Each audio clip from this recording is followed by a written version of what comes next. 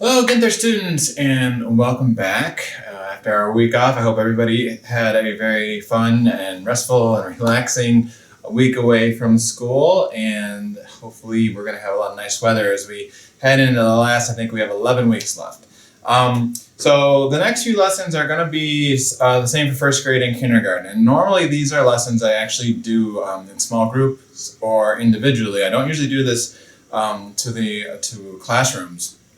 But this year has been so different that I think this would be important for us to talk about a little bit more. So we've been doing a lot of work all year on how we behave, how we treat other people, our feelings and emotions, and how we can manage those so that we're making good decisions. And that's really important stuff. I mean, knowing how to do that, knowing how to manage our disagreements with other people in a respectful way, knowing how to get through challenges by persevering, those are super important in life, in school, in home, as being part of a friend or in any relationship. But something we haven't really talked too much about is you. No, not you, Fiona. Oh yes, Fiona and Logan are joining us on Zoom. So there's Fiona and Logan. Hi guys. No, I didn't mean you, Fiona. I meant what we haven't talked about, because we've talked about Fiona. What we haven't talked about is you, each one of you listening to this video right now, about how we treat ourselves and how we act towards ourselves, because sometimes we might be very good at being kind to other people, but the way we talk to ourselves or the way that we process our emotions maybe isn't so helpful to ourselves. So we're going to start today by talking about worries.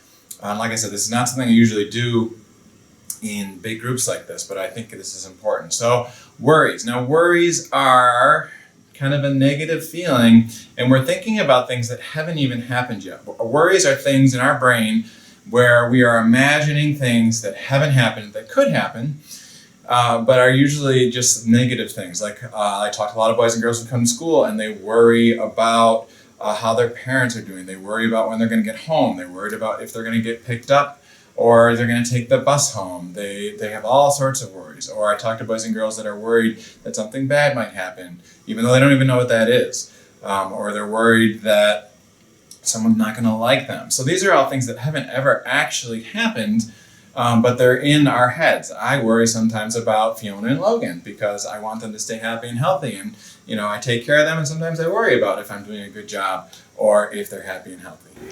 Okay, good. So they are happy and healthy. That's good. But worries are very normal. Now, normally we think about these worries, like I'm saying, there's some not so good feelings, but I want to take a different look at worries, because worries, we can have like a worry monster in our head. If we imagine that we have like a little worry monster in our head that is telling us what to worry about, sometimes it makes it easier to think about. So real quick, I'm going to pick up a red marker because red's kind of a scary color sometimes. And I'm going to draw what my imaginary worry monster would look like. Because remember, there's no such thing as a worry monster. Just like if I had to imagine a worry monster in my head telling me to worry about things, this is what it might look like.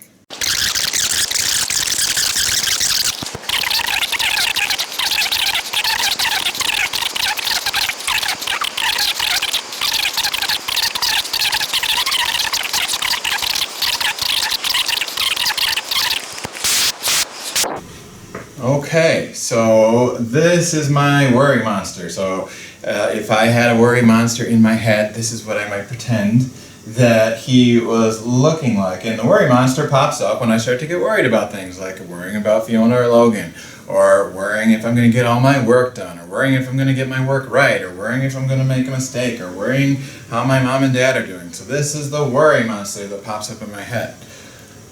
But, like I said, we're going to think about worries a little differently.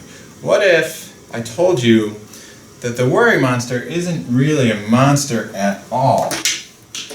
So instead of a worry monster, and I say monster, instead of a worry monster, what if I told you it's really a worry warrior?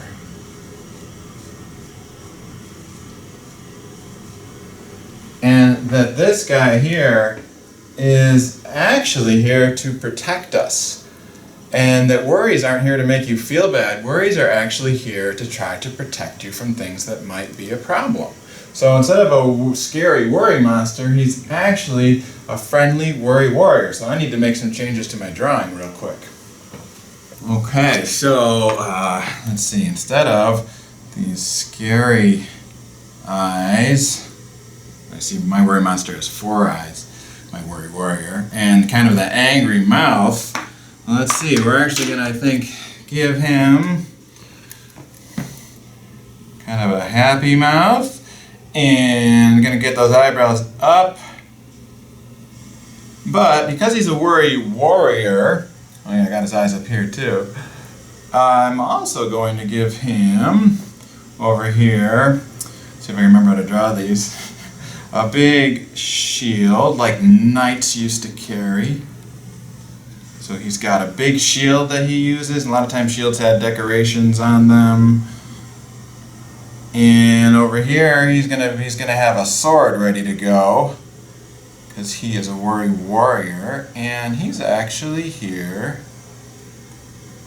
to protect me. All right, now I know what you might be saying. So Mr. Kramer, worries make me feel bad.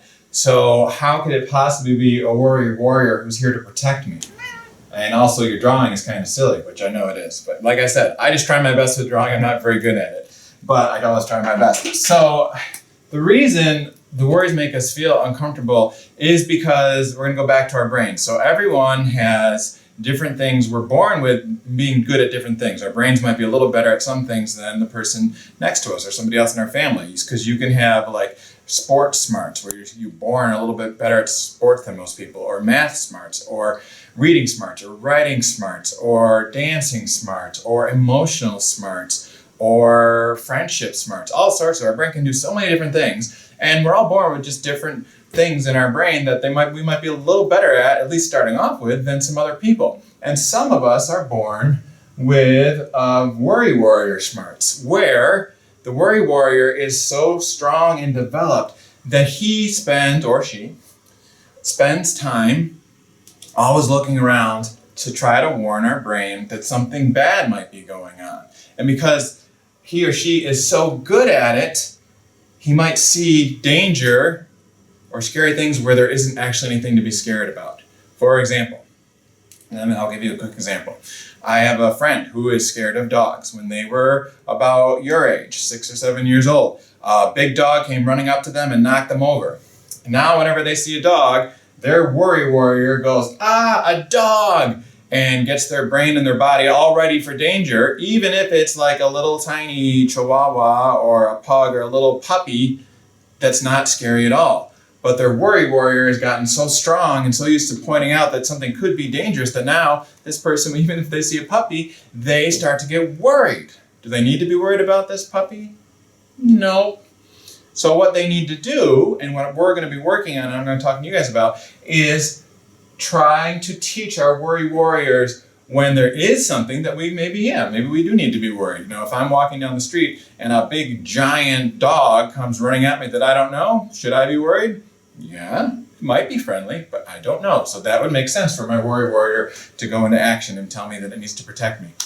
But, another time I might be sitting in school and I might be having trouble getting my work done, and I might be worried like, oh no, people aren't going to think I'm very smart if I don't finish this.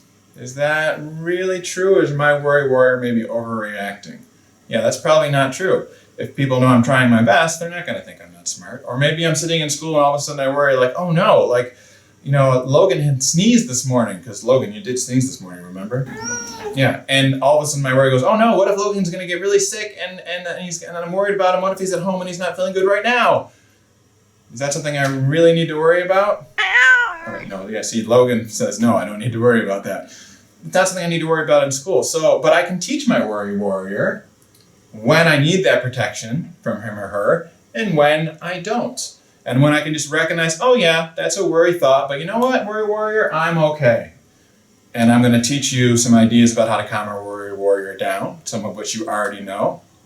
And I'm also going to explain to you why, when we get worried, our body starts to not feel so good. But we're going to do that next week. So this week, what I want you each to do, including you guys, Logan and Fiona, is draw a picture of what your worry warrior would look like. So remember, this is just in our imagination, but imagine you had a little worry warrior in your brain that was there looking around all the time to try to protect you and make sure you're safe.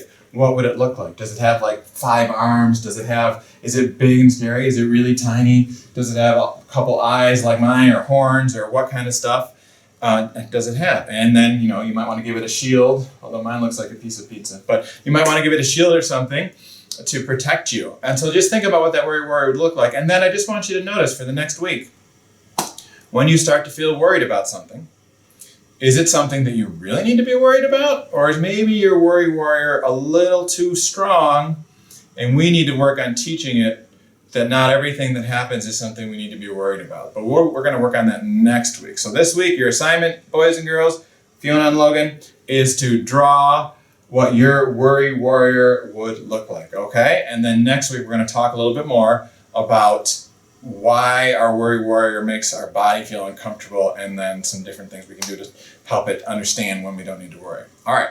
Can't wait to see some of your drawings. I look forward to that, and I will talk to you guys next week. Bye-bye.